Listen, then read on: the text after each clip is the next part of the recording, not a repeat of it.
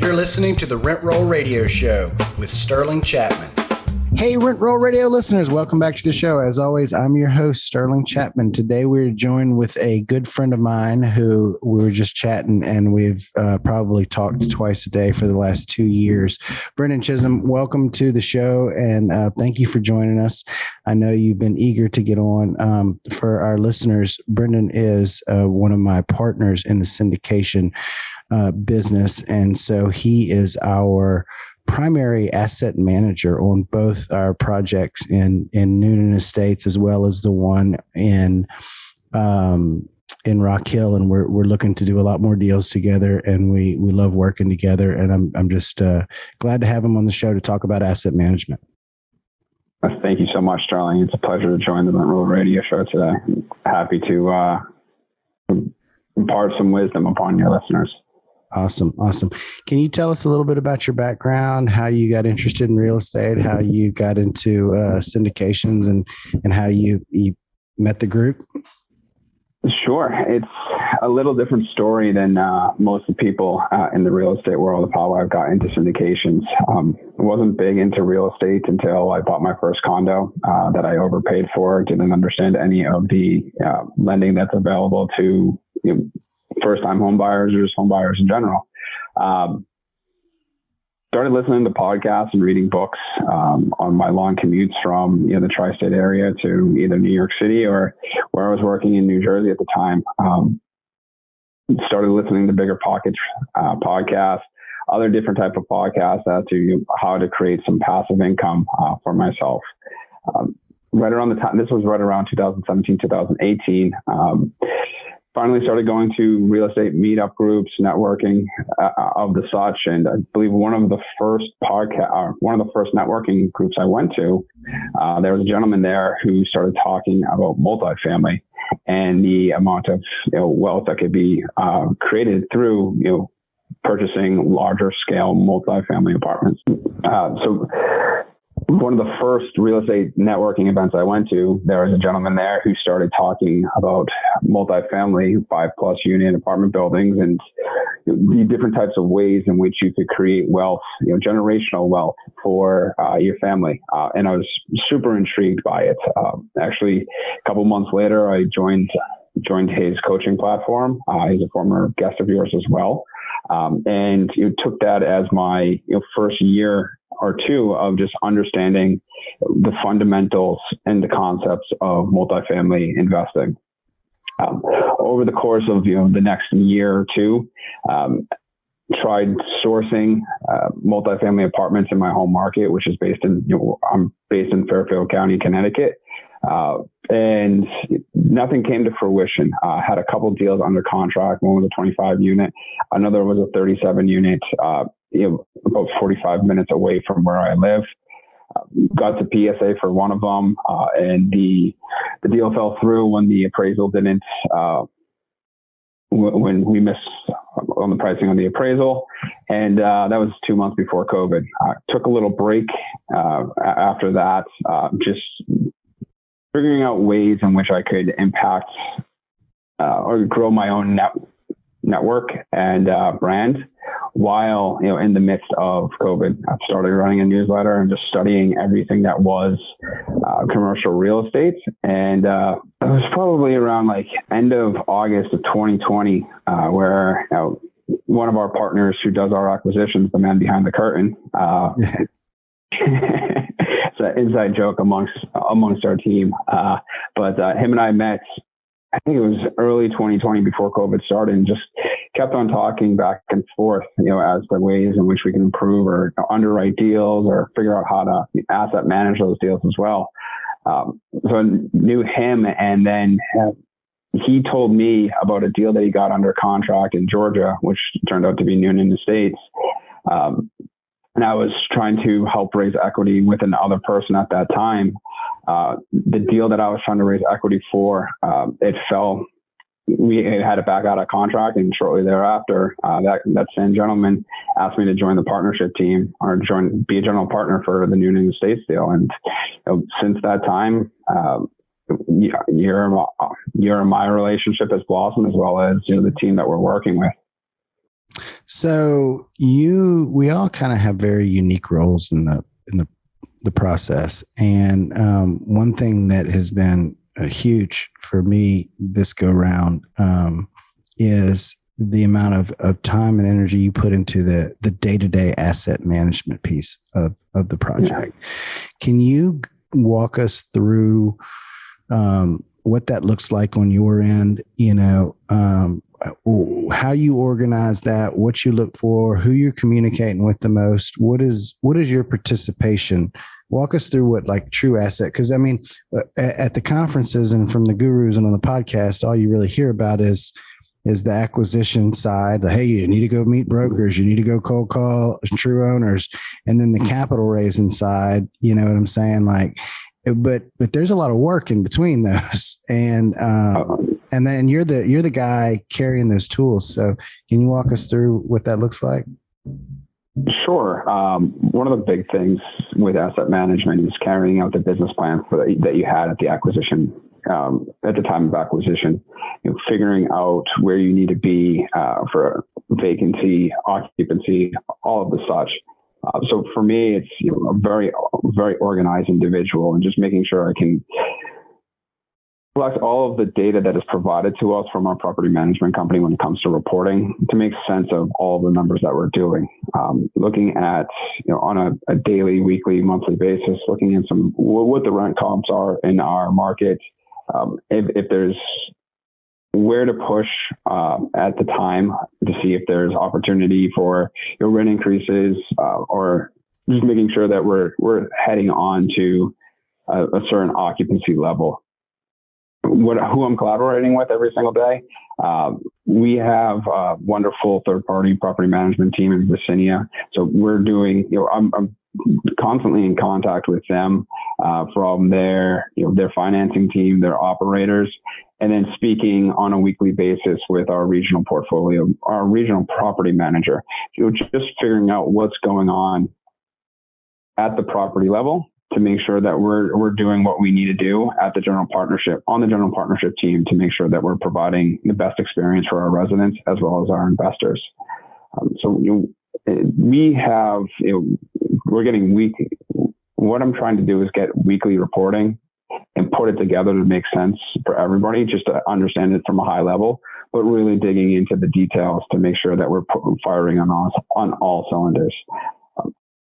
Part of it too is, our first deal, it was 5-6 guys who are brand new to syndication. We had one of them who had some experience, but it was just trying to find my strength, which was organizational skills, and making sure that, hey, we're running a true business.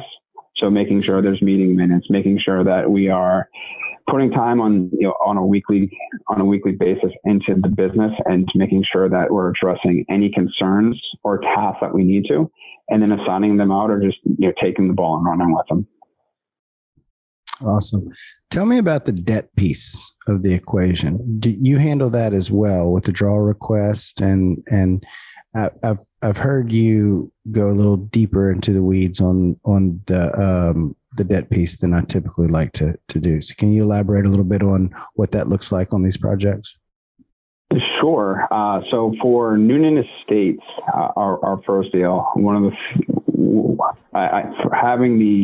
going through that, the coaching courses, we were introduced to a bunch of people within the industry, and I used that, and I leveraged that relationship that I had to reach out to our debt broker. We were able to source. He was able to use that, or the relationship that we have, we were able to use that and find the necessary debt that we wanted to place onto the property. It's one of those, just making sure that he has those he being the debt broker has those relationships to find the right type of debt we want to place on our deal. And it worked out for us that he was one of the few people that could find us a non-recourse loan at favorable terms. He does a similar job to us, and he underwrites the deal based off of what information that we've provided to him, and then he presents it as a business case to all of his banking relationships or bridge lending relationships like we have on the current deal. For the draw request that we're using, that's just our third-party property management team is the ones putting all of the invoices together for us to be able to review what work has been completed, and then it's just verifying, okay, has the work been done, and signing off on it. We're seeing more and more as we go through our new deal in Rock Hill, South Carolina, that there's more mobilization fees involved to make sure that all of the contractors are on place. So it's making sure on the back end too, with our bank accounts are fully funded, that we have a reserve account that is allowing us to allow us to make sure that all the boots are on the ground and hammers are still hammering nails in if there's a delay in processing a draw. Awesome.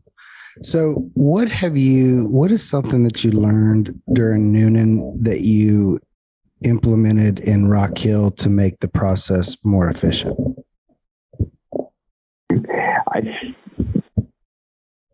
My background is I was an operations manager and program manager for corporate 500 companies, Fortune 500 companies prior to this. And one of the first things that I implemented was just those meeting minutes and those tasks on a weekly basis to understand what has happened over the past week prior to our new meeting that we need to address immediately, and then making sure that the previous tasks either you still have attention to or have been completed. We're in the midst right now of developing our own asset management tracker to be able to identify our internal KPIs. And we've been able to use the tailwinds that we have received from Noonan and be able to apply that to what we're doing now in the Rock Hill deal. I think what we're building towards for our own asset management tool, we're taking best practices from other syndicators, other books that we're reading, and then refining it to making sure that those are the metrics that we want to push to make sure that we're optimizing the revenue and expenses for our business. Absolutely. So what did you learn during Rock Hill that we might do differently in our next project? Quicker mobilization of a rehab crew? I think that's the biggest thing that we're trying to work towards right now. We're mobilization of trying to figure out how to make sure that the boots are on the ground and the hammers are hammering away as quickly as possible, so there's no lag time from the time that we close the deal until we can actually start construction. We could see that as a miss right now that we've had for our team. However, right now we're ready to go. Well, I should say primed and ready to go. It's now making sure that everything is in process. That would be most of it from an asset management perspective. One of the things that I found, one of the recommendations I made for our team was, since we're doing such heavy value add deals, it would be best to try to bring in our own interior designer to help optimize the space that we're trying to renovate, because 4 to 6 guys trying to sit around a Zoom call on a Tuesday night until the hours of the morning is not the best time. No, I don't like this shade of teal. I don't like this shade of teal. Yeah, we all have other skills, and we should make sure that we're strengthening to those skills. And some of that, for some it's joyful times. For other people like you or myself, I think we just agree with the majority. Yeah, for sure. So what's next for you, Brendan? What does the future look like in commercial real estate? Next for me, just continue to refine my processes within the asset management piece for our current group. I really want to be able to test my own bandwidth as to be able to see how much we can stress test our team. We got the first deal done in Noonan.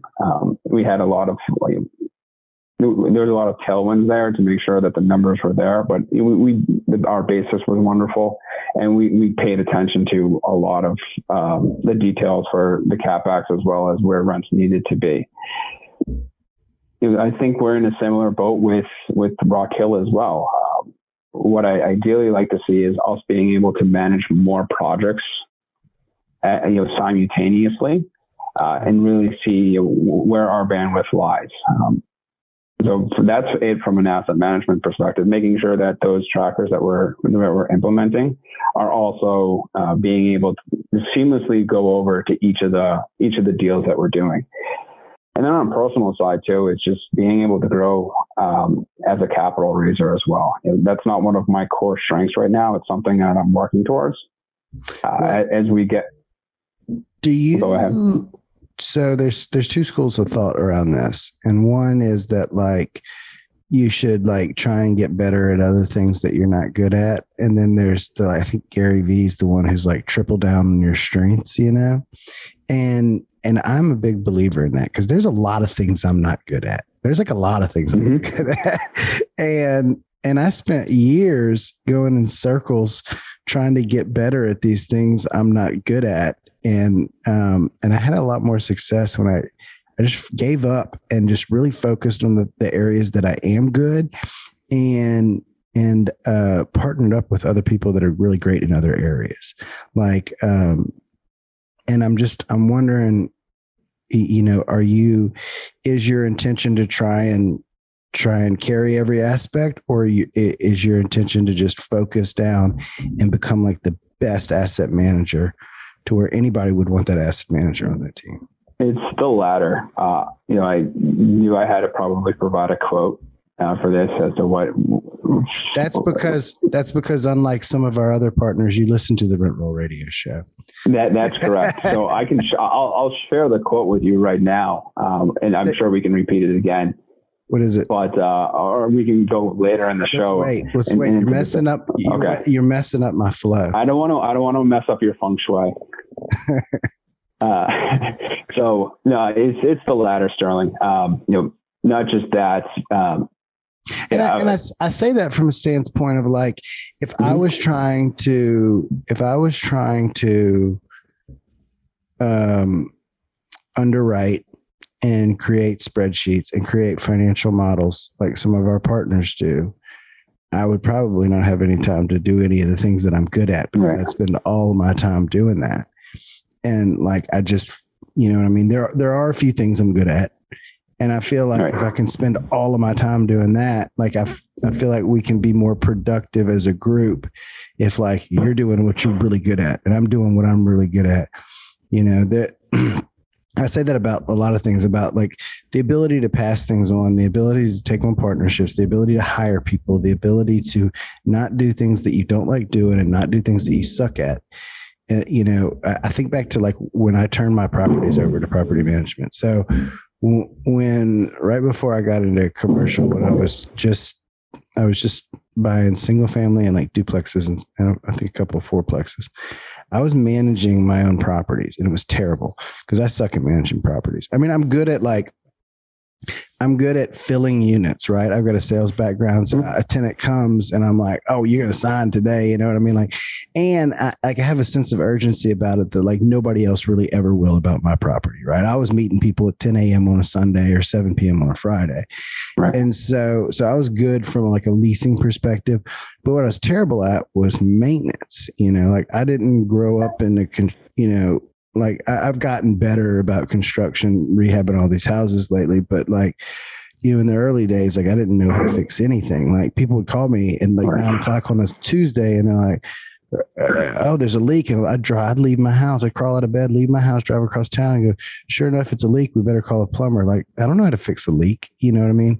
Right. But in my mind, I would just calculate like all the money I would be spending on property management. And at the time I had 26 properties and I hit capacity. Like I had a newborn, I had a podcast, I had, a day job, and I was just run ragged. And so I turned it over to property management. And since then, like it's exponentially grown. And Right. that was right at 2 years ago. That was the beginning of 2020. And I mean, if I was still managing my properties, I'd still have 26 units. I would never have the time to do what we did in commercial real estate. I'd never had the time to fix up all those houses. I mean, so the act of like giving it away so I could focus on the things that I enjoyed and I was good at has really been huge for me. I think to address your question, I've been focusing more on the asset management because that's where my strength lies, and I'm going to double down on that strength. Because we have the four of us right now. We have a very good team of individuals who are strong at one or two things, and that's why we complement each other so well. You with your capital raising and your ability to market yourself. The other two gentlemen, both capital raising as well as helping out with the acquisitions. Me on the asset management side. So I'm doubling down on that as well because that's where my core strength lies right now within commercial real estate and apartment investing. I'm investing in. You do your investing in the marketing aspect of it. I do my investing on like the project management side of it.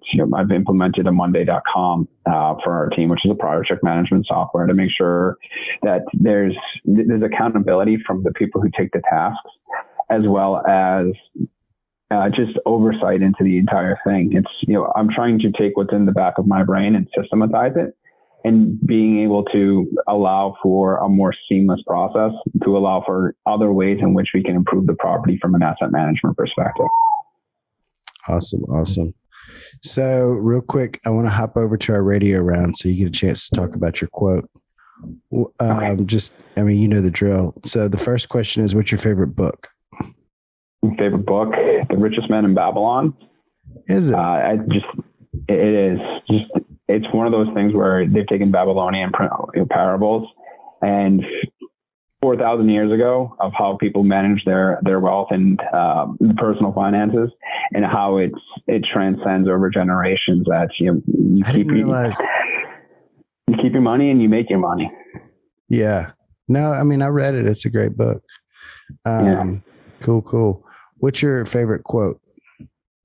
I fear not the man who has practiced 10,000 kicks once, but I fear the man who has practiced one kick 10,000 times by Bruce Lee. Yeah. Yeah. And I think it goes back to persistency.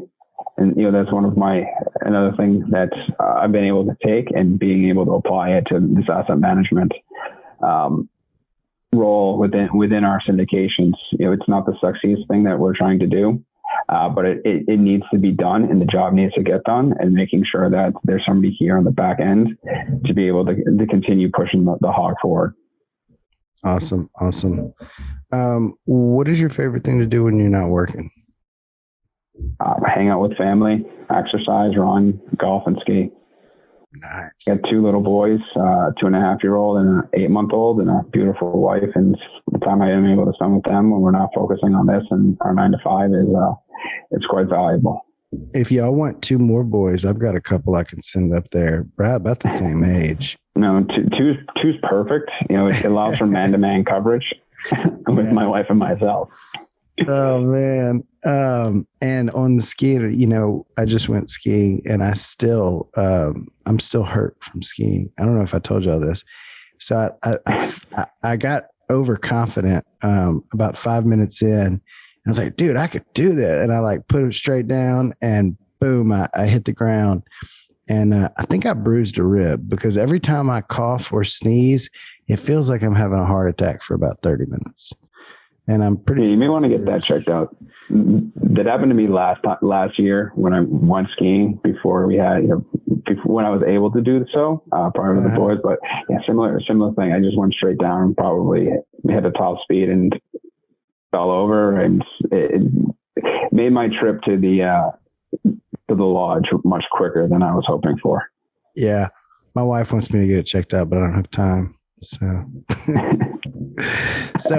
if for those of our listeners that want to learn more about you or get in touch with you, network with you, how can they find you? Sure. You can find me at my website at bkcholding.com or brendanchisholm.com. Email me is the best way. I'm usually very prompt with my responses. My email is brendan@bkcholding.com. And I have all of those handles on my Instagram, LinkedIn, and Facebook accounts as well. Awesome. Well, Brendan, thanks for joining us today. And thanks for everything you do for us on a day-to-day basis. Again, it's one of those situations where I wouldn't be able to do it without you. We wouldn't be able to keep so many balls in the air without all the people that we work with to help it. So it's very much appreciated. And look forward to doing a ton of more deals with you and the group. Likewise, Sterling. Thank you for having me. All right. Thanks for tuning in to the Rent Roll Radio Show, brought to you by Crestworth Capital. We hope you enjoyed the show, and if you did, please hit the subscribe button and leave us a rating and review. You can also visit us at crestworthcapital.com or rentrollradio.com, or follow us on Facebook at Rent Roll Radio or at Crestworth Capital. If you would like to reach us, feel free to shoot us an email at info@rentrollradio.com or sterling@crestworthcapital.com. We hope you come back next week to join us on some more of our journey. Until then, happy investing.